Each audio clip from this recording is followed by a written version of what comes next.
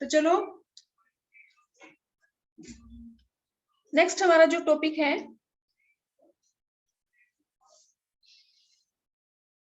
Revenue curve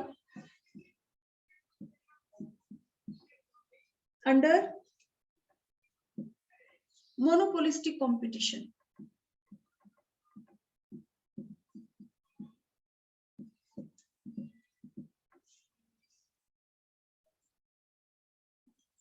हमारा topic है MRAR/TR when price is not constant। तो उसमें हम फर्स्ट पार्ट हमारा कर चुके हैं रेवेन्यू कर्व अंडर मोनोपोली। अब सेकंड हमारा है revenue curve under monopolistic competition. अब मोनोपोलिस्टिक कंपटीशन वैसे बेटा मैं आपको पहले बता चुकी हूँ, लेकिन शॉर्ट में मोनोपोलिस्टिक में परफेक्ट कंपटीशन की तरह large number of sellers and large number of buyers, लेकिन इसमें दोनों के फीचर्स हैं। परफेक्ट कंपटीशन की तरह लार्ज नंबर ऑफ बायर्स है, लार्ज नंबर ऑफ सेलर्स है, लेकिन हर एक जो सेलर है उसकी अपने प्रोडक्ट पे मोनोपोली भी है। फॉर एग्जांपल अगर हम टूथपेस्ट की बात करें तो कोलगेट, पेप्सोडेंट या बबूल या हिमालय का जो भी अलग अलग ब्रांड है,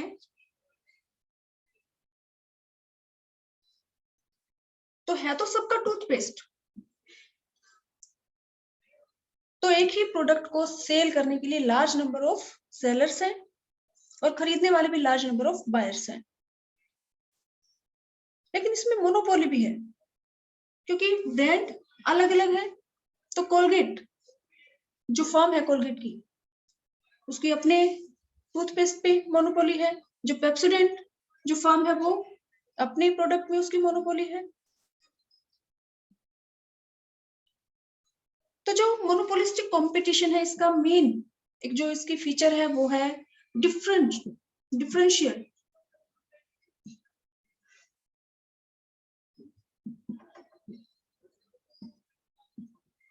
इसमें जो प्रोडक्ट है वो सेम होते हुए भी डिफरेंट है। प्रोडक्ट डिफरेंशिएशन इसकी एक मेन फीचर है।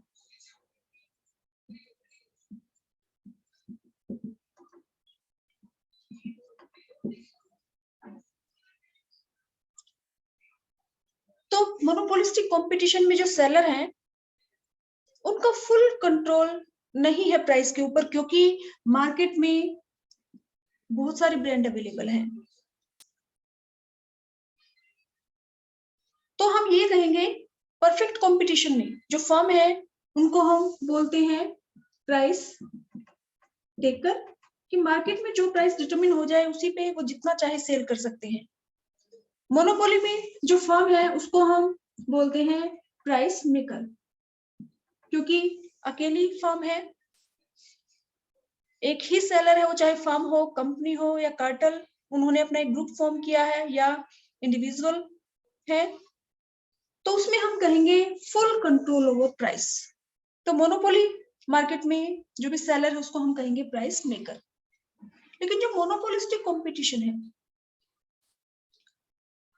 इसमें वैसे तो जो फर्म है वो अपना प्राइस अपने आप डिटरमिन कर सकती है, लेकिन क्योंकि एक ही प्रोडक्ट की बहुत सारे ब्रांड अवेलेबल है, तो जब भी फर्म प्राइस डिटरमिन करती है तो दूसरी फर्म के प्राइस को ध्यान में रखना पड़ता है।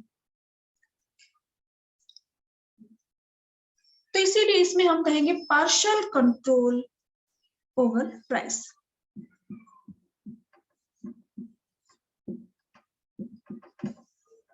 कि जो फर्म है उनका प्राइस पे फुल कंट्रोल नहीं है, पार्शियल कंट्रोल ओवर प्राइस। तो ऐसी जो मोनोपोलिस्टिक कंपटीशन है इसमें अगर हमें रेवेन्यू कर्व ड्रॉ करना है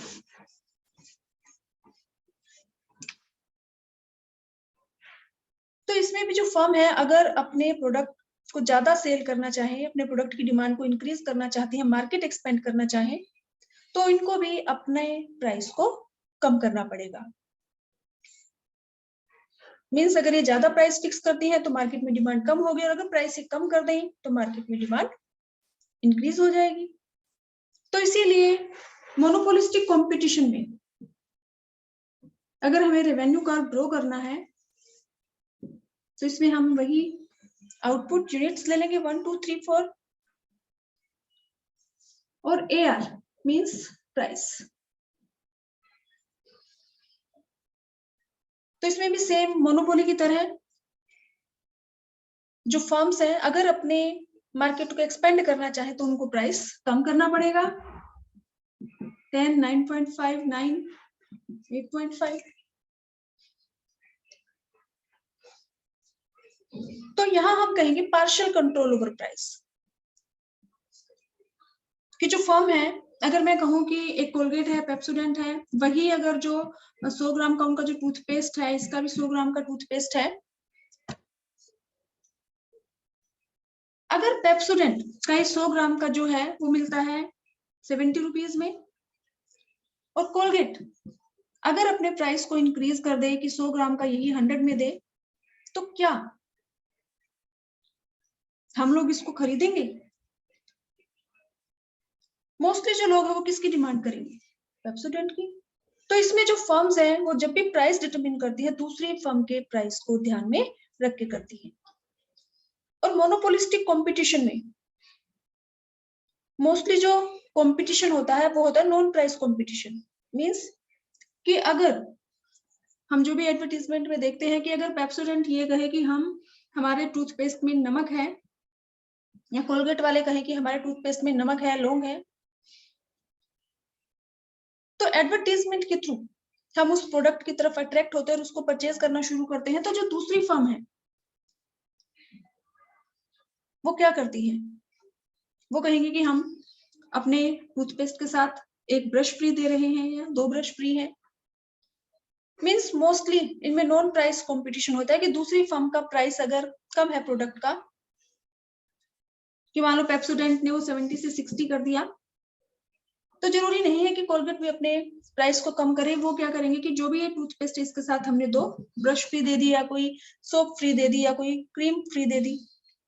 तो इसमें मोस्टली नॉन प्राइस कंपटीशन होता है, और जब भी फर्म अपने प्राइस को डिटरमिन करती है दूसरे फर्म के प्राइस को ध्यान में रख के करती है। तो इसीलिए यहाँ पे हमने प्राइस लिया है 10 9.5 9 8.5। अब इसमें हम कैलकुलेट कर लेते हैं TR टोटल रेवेन्यू। तो टोटल रेवेन्यू का हमारा सेम फॉर्मूला है price into quantity, 1 into 10 10। Price है 2, प्राइस है 9.5, क्वांटिटी है 2,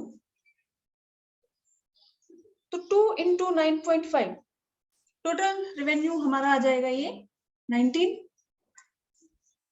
9 इंटू 3 ये हमारा आ जाएगा, टोटल रेवेन्यू की वैल्यू हमारी आ जाएगी 27। अब आउटपुट है 4, क्वांटिटी है 4, प्राइस है 8.5, तो ये हमारा आ जाएगा 34। अब हम मार्जिनल रेवेन्यू की वैल्यू कैलकुलेट कर लेते हैं अंडर मोनोपोलिस्टिक कंपटीशन। तो यहाँ पे फर्स्ट यूनिट के लिए जो मार्जिनल रेवेन्यू की वैल्यू है 10, सेकंड के लिए 19 माइनस में 10 9, थर्ड यूनिट के लिए 27 माइनस में 19 8, और फोर्थ यूनिट के लिए 34 माइनस में 27। तो ये हमारी मार्जिनल रेवेन्यू की वैल्यू है 7। तो अगर हम शेड्यूल में देखें तो इसमें जैसे मोनोपोली मार्केट में AR की जो वैल्यूज है वो डिक्रीज हो रही थी, तो सेम ऐसे ही जो मोनोपोलिस्टिक कंपटीशन है इसमें भी जो AR है, AR की जो वैल्यूज है वो डिक्रीज हो रही है, क्योंकि इसमें भी जो प्रोड्यूसर्स हैं उनको अपने प्राइस कम रखने पड़ेंगे अगर वो अपने मार्केट को एक्सपेंड करना चाहे तो। जैसे मोनोपोली मार्केट में हमारी MR की वैल्यूज डिक्रीज हो रही थी, सेम ऐसे ही मोनोपोलिस्टिक कंपटीशन में भी जो MR की वैल्यूज हैं वो हमारी डिक्रीज हो रही है 10 9 8 7। अब अगर मोनोपोलिस्टिक कंपटीशन में हम रेवेन्यू कर्व को ड्रॉ करें, पहले हम AR कर्व को ड्रॉ कर लेते हैं। ये हमारा x एक्सिस है, ये हमारा y एक्सिस है, एक्स एक्सिस पे हम शो करेंगे यूनिट्स आउटपुट और वाई एक्सिस पे हम शो करेंगे AR revenue curve, average revenue curve. Average revenue curve को हम क्या बोलते हैं, प्राइस लाइन भी बोलते हैं, क्योंकि हम प्रूव कर चुके हैं एआर इक्वल टू प्राइस, या फिर हम इसको फर्म्स डिमांड कर्व। आपको कंफ्यूज नहीं होना, एआर कर्व इसी को हम बोलते हैं प्राइस लाइन और यही है firms demand curve. Price line हम इसलिए बोलते हैं क्योंकि एआर इक्वल टू प्राइस, और फर्म्स डिमांड कर्व हम इसलिए बोल रहे हैं क्योंकि जो हम डिमांड कर्व ड्रॉ करते हैं तो वहां भी हम प्राइस और क्वांटिटी लेते हैं, और हमारा डिमांड कर्व डाउनवर्ड स्लोपिंग है। ऐसे ही फर्म का जो एआर कर्व है, इसमें भी हम यहाँ पे क्वांटिटी है तो यहाँ पे भी आउटपुट है, क्वांटिटी है, और यहाँ पे एआर मींस प्राइस। तो जो एआर कर्व है इसमें हम क्या शो कर रहे हैं, relationship between price, AR and quantity demanded. कि मोनोपोलिस्टिक कंपटीशन में जो भी प्रोडक्ट है उसका प्राइस और क्वांटिटी डिमांडेड आउटपुट। तो इसमें हम एआर कर्व को ड्रॉ कर लेते हैं। व्हेन आउटपुट इज 1, एआर 10, तो यहाँ पे हम ले लेते हैं 1 2 3 4, और एआर की वैल्यूज यहाँ पे 10 तक है तो हम ले लेते हैं 2 4 6 8 10, 2 4 6 8 10।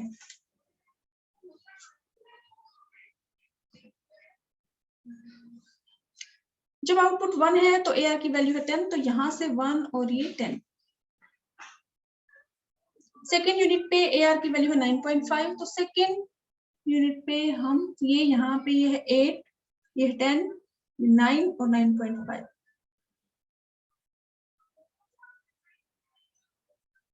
स्केल का यूज करना है बेटा आपको। थर्ड यूनिट पे एआर की वैल्यू है 9, तो थर्ड यूनिट पे हमारी ये है 8, ये 9, तो यहाँ इससे पहले ये 9। फोर्थ यूनिट पे एआर की वैल्यू है 8.5, तो यहाँ पे फोर्थ यूनिट पे हम ले लेंगे 8 है, ये 9 है, 8 और 9 के बीच में ये 8.5।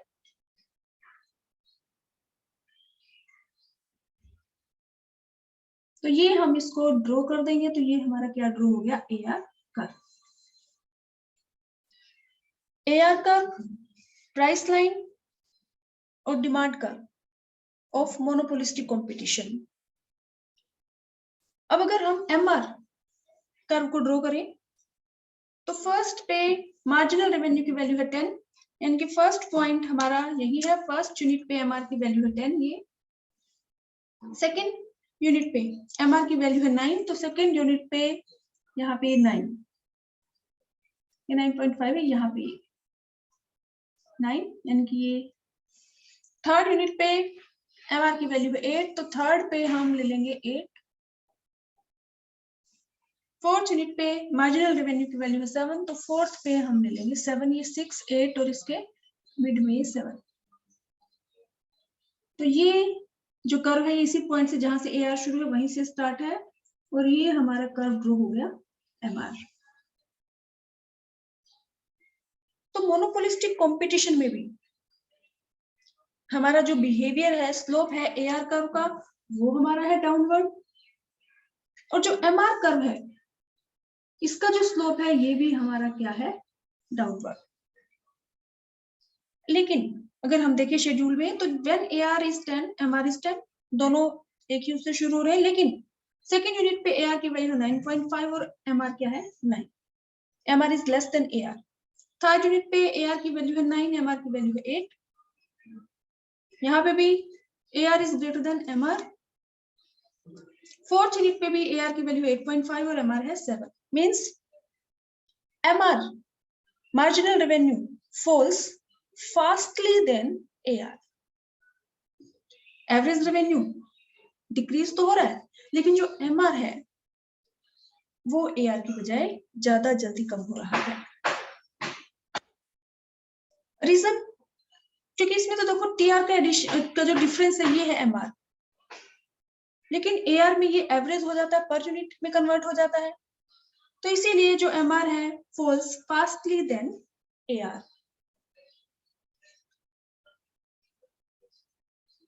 तो मोनोपोलिस्टिक कंपटीशन में जो एआर और एमआर कर्व है, ये इनका जो स्लोप है वो डाउनवर्ड है, जैसे कि मोनोपोली मार्केट में था। तो दोनों में डिफरेंस क्या है? तो इस क्वेश्चन से पहले हम एक बार टीआर कर्व ड्रॉ कर लेते हैं, फिर हम डिफरेंस हम देखेंगे कि मोनोपोली और मोनोपोलिस्टिक कंपटीशन, हमने दोनों का रेवेन्यू कर्व ड्रॉ किया है, दोनों का डिमांड कर्व ड्रॉ किया है, तो दोनों में डिफरेंस क्या है? तो सबसे पहले हम इसका जो है टोटल टीआर ड्रॉ कर लें। तो यहाँ पे आउटपुट हम ले लेते हैं, ये 1 2 3 और ये स्केल का यूज करना है आपको, 1 2 3 4, ये हमारा आउटपुट है। आउटपुट और ये हमारा टोटल रेवेन्यू।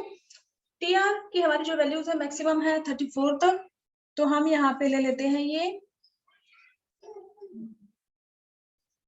5 10 15 20 25 30 और ये 35।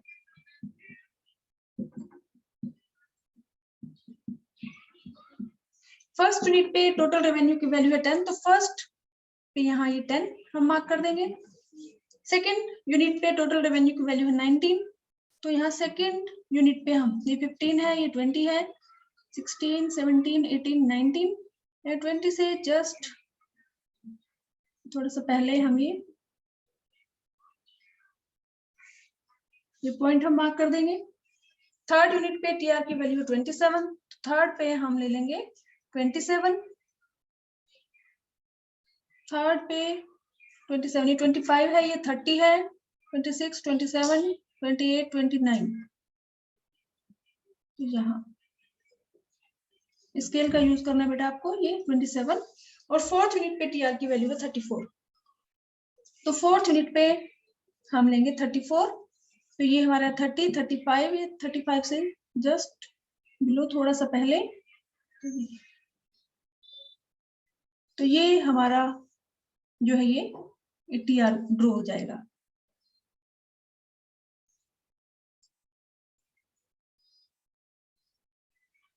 तो जो भी रेवेन्यू कर्व है अंडर मोनोपोलिस्टिक कंपटीशन, एआर जो कर्व है इसका स्लोप डाउनवर्ड है, एमआर का जो स्लोप है वो डाउनवर्ड है, but MR falls fastly than AR.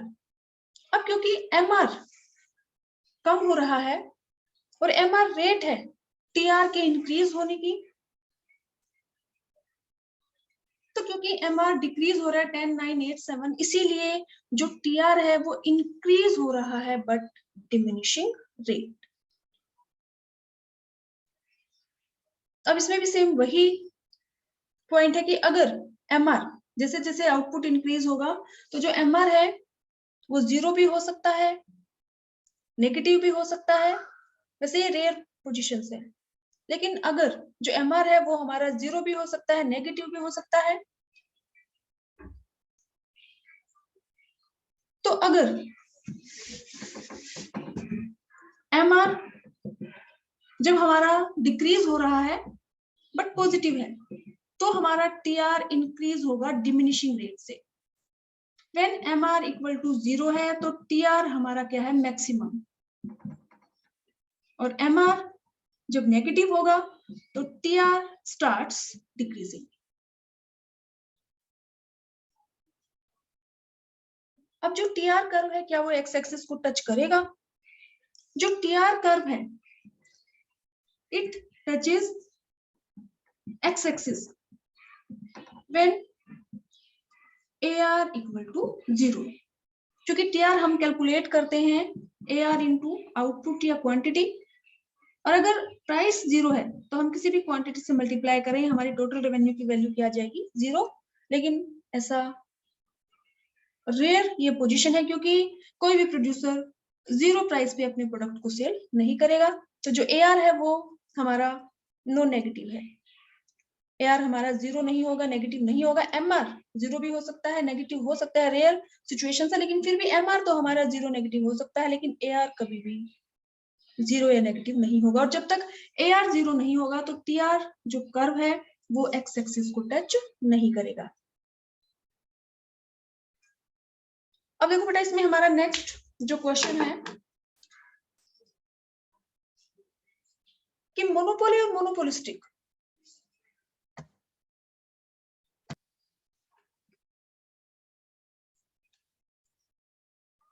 कि जो डिमांड कर्व है या हम कहें एआर कर्व या प्राइस लाइन,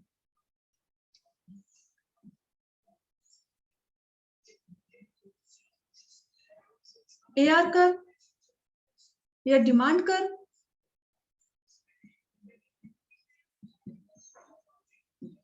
एक्स एक्सिस पे हम आउटपुट शो कर रहे हैं और वाई एक्सिस पे हम शो कर रहे हैं एआर, एवरेज रेवेन्यू।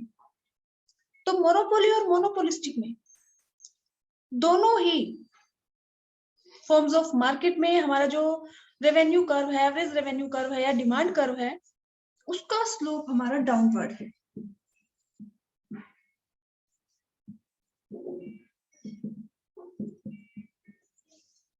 तो दोनों में डिफरेंस क्या है? तो अगर आप दोनों के एवरेज रेवेन्यू कर्व को ड्रॉ करें तो उसमें आपको पता चलेगा कि जो ये एवरेज रेवेन्यू कर्व है,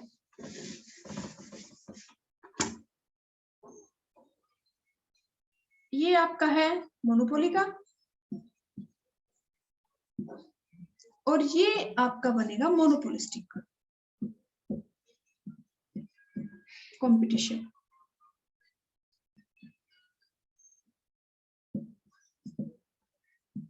ये एआर कर्व है मोनोपोलिस्टिक का और ये एआर कर्व या डिमांड कर्व है मोनोपोली का।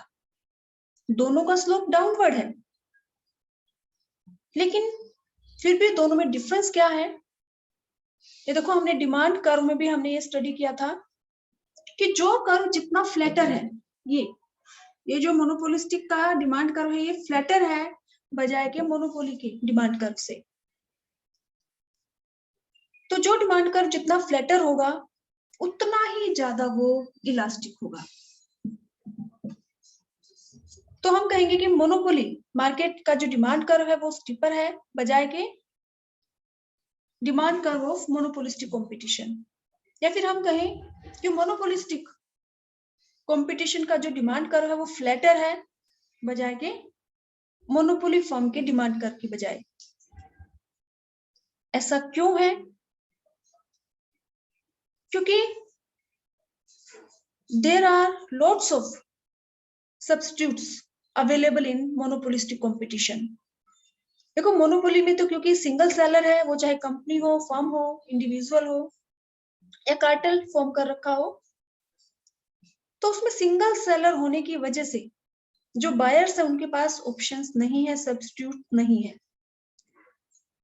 उनको उसी सेलर का प्रोडक्ट अगर उनको जरूरत है तो वो उसी सेलर का प्रोडक्ट उनको परचेज करना पड़ेगा। वो बात अलग है कि प्राइस कम है तो डिमांड ज्यादा होगी और अगर प्राइस ज्यादा है तो डिमांड कम होगी। तो इसीलिए मोनोपोली फर्म का जो डिमांड कम कर्व है वो लेस इलास्टिक है और मोनोपोलिस्टिक कंपटीशन में क्योंकि सब्स्टिट्यूट्स अवेलेबल है। अगर ब्रिटानिया जो बिस्किट है वो अपने बिस्किट के प्राइस को इंक्रीज कर दे, 20 से 30 कर दे, तो जो बायर है वो ब्रिटानिया को छोड़ के गुड डे बिस्किट को परचेज करना शुरू कर देंगे। तो ये मेन डिफरेंस है AR curve of monopoly market and monopolistic competition. ये आप अपने शेड्यूल के थ्रू ड्रॉ करके भी चेक कर सकते हैं कि मोनोपोलिस्टिक कंपटीशन में जो भी डिमांड कर्व ड्रॉ होगा ये फ्लैटर होगा और मोनोपोली मार्केट का जो डिमांड कर्व होगा ये स्टीपर होगा। मींस इसमें जो डिमांड है वो लेस इलास्टिक है क्योंकि प्राइस के इंक्रीज या डिक्रीज होने का डिमांड पे ज्यादा इफेक्ट नहीं होगा क्योंकि मार्केट में सब्स्टिट्यूट्स अवेलेबल नहीं है। लेकिन मोनोपोलिस्टिक कंपटीशन में अगर किसी भी प्रोड्यूसर ने अपने प्राइस कम कर दिए तो प्राइस कम होने की वजह से दूसरी ब्रांड को जो लोग खरीद रहे थे, वो जिसका प्राइस कम हुआ है उस प्रोडक्ट की डिमांड इंक्रीज हो जाएगी, उसको ज्यादा परचेज करना शुरू कर देंगे। और अगर किसी फर्म ने अपने प्राइस को इंक्रीज कर दिया तो उसके जो बायर हैं वो कम हो जाएंगे, क्योंकि वो दूसरी ब्रांड्स उनके पास अवेलेबल है, दूसरी ब्रांड्स को परचेज करना शुरू कर देंगे। तो मोनोपोली में का जो डिमांड कर्व है वो लेस इलास्टिक है, क्योंकि सब्स्टिट्यूट्स अवेलेबल नहीं है, सिंगल सेलर है मार्केट में। और मोनोपोलिस्टिक कंपटीशन का जो डिमांड कर्व है वो होगा मोर इलास्टिक, क्योंकि देयर आर सब्स्टिट्यूट्स अवेलेबल है वहां पे। और अगर इसी में हम डिमांड कर्व ड्रॉ करें परफेक्ट कंपटीशन का, तो परफेक्ट कंपटीशन का हमारा जो एआर कर्व बनेगा वो हमारा ड्रॉ होगा ये एआर कर्व है किसका, परफेक्ट कंपटीशन का। क्योंकि परफेक्ट कंपटीशन में जो प्राइस है वो कांस्टेंट है, प्राइस कांस्टेंट होने की वजह से जो एआर कर्व है 1 यूनिट पे भी वही है, सेकंड पे भी सेम वैल्यू है, थर्ड पे भी सेम वैल्यू है, फोर्थ पे भी सेम वैल्यू है। तो जो हमारा एआर कर्व है पैरेलल टू एक्स एक्सिस, ये हमारा है परफेक्ट कंपटीशन का। जो लेस इलास्टिक है ये हमारा डिमांड कर्व है मोनोपोली का, और ये जो हमारा मोर इलास्टिक है ये है AR curve, demand curve of monopolistic competition का। तो आप अपने शेड्यूल का यूज कर सकते हैं, वैल्यूज को प्लॉट कर सकते हैं, आपको अपने आप डिफरेंस पता चल जाएगा जो भी एआर कर्व है मोनोपोली और मोनोपोलिस्टिक का।